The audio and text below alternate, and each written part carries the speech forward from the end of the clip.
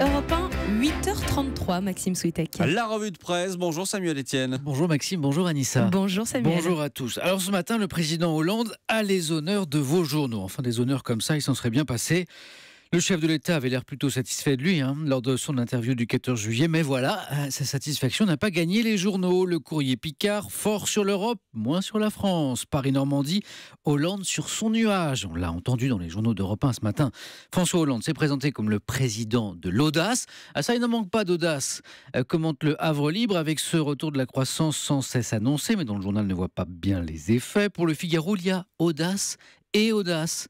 Le seul domaine dans lequel le chef de l'État s'est, hélas, montré faramineusement audacieux, c'est celui de la hausse d'impôts.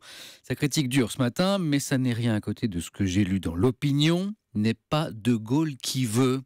Et il fallait de l'audace à François Hollande pour invoquer le général. On connaît la ficelle. En échec sur le plan intérieur, le président utilise son exposition internationale pour se forger une image de rassembleur protecteur. De Gaulle s'était fixé une règle, viser haut et se tenir droit. Hollande lui fait le dos rond et louvoie.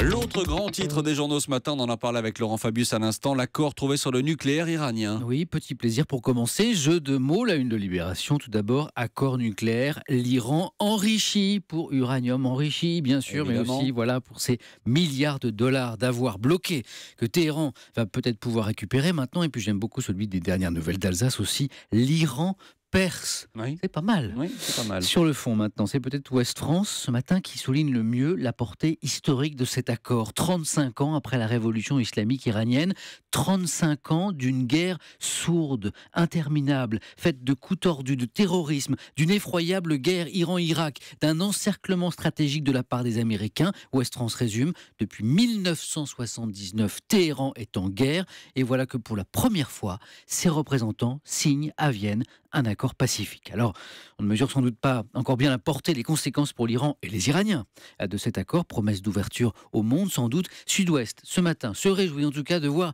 une ancienne et magnifique civilisation, on parlait des Perses tout à l'heure, rejoindre enfin au grand jour le concert des nations après 40 ans d'errement et de nuit. Samuel, on reste à l'étranger dans ce pays que l'Iran a longtemps appelé le grand Satan. Les États-Unis, mais oui. Bien sûr, qui viennent d'être d'ailleurs particulièrement diaboliques avec une jeune Française. C'est le Parisien qui raconte son voyage cauchemardesque. Imaginez, Laure, elle a 19 ans. Elle quitte sa ville natale de Compiègne, direction les États-Unis, pour être jeune fille au pair. Mais voilà, à sa descente d'avion, les agents de l'immigration ne croient pas à son histoire. Ils la trouvent louche, notre petite Aude, 19 ans. Ils la retiennent 9 heures et le verdict tombe alors. Il la soupçonne d'être une immigrée illégale. Elle est interdite d'entrer sur le territoire américain. Et elle est rentrée chez elle ? Elle a pu, oui. Eh ben, pas tout de suite. Après avoir été retenue, elle est officiellement interpellée. Elle est fouillée au corps. On lui fait passer des tests médicaux. On la menotte.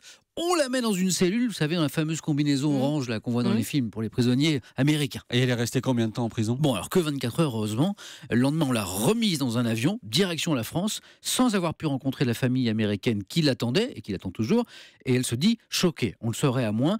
Je me demande si c'est pas quelque chose qui cloche du côté des agents de l'immigration américains. C'est vrai qu'ils ne sont pas réputés pour leur sourire. Manifestement, ils ne brillent pas non plus beaucoup par leur intelligence. Ce matin, solennellement, j'en appelle à François Hollande pour qu'il demande des comptes, et peut-être à Laurent Fabius, tiens, qu'on vient de croiser. Oui. Pour qu'il demande des comptes à Washington. François Hollande qui s'est marié avec Julie Gaillet. Qu'est-ce que c'est que cette histoire ? Je rassure tout le monde, nous ne sommes pas passés à côté de l'information. C'est de la fiction. Le feuilleton de l'été du quotidien L'Opinion, intitulé Le mariage. Alors on en est au 2e épisode. Et le président, en effet, vient de dire oui à Julie Gaillet, alors que, rappelons-le, il n'a jamais voulu épouser l'une de ses précédentes compagnes, Ségolène Royal ou Valérie Trierweiler.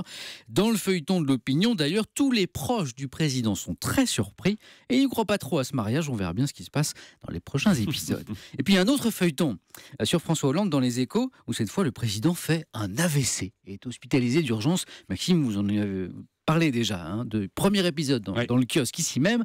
Alors le 2e épisode nous raconte comment, en l'absence du président, les ambitions s'aiguisent, avec notamment Manuel Valls qui se verrait bien calife à la place du calife. Que va-t-il se passer ? Suspense, en tout cas le titre du feuilleton est prometteur, la démence de François.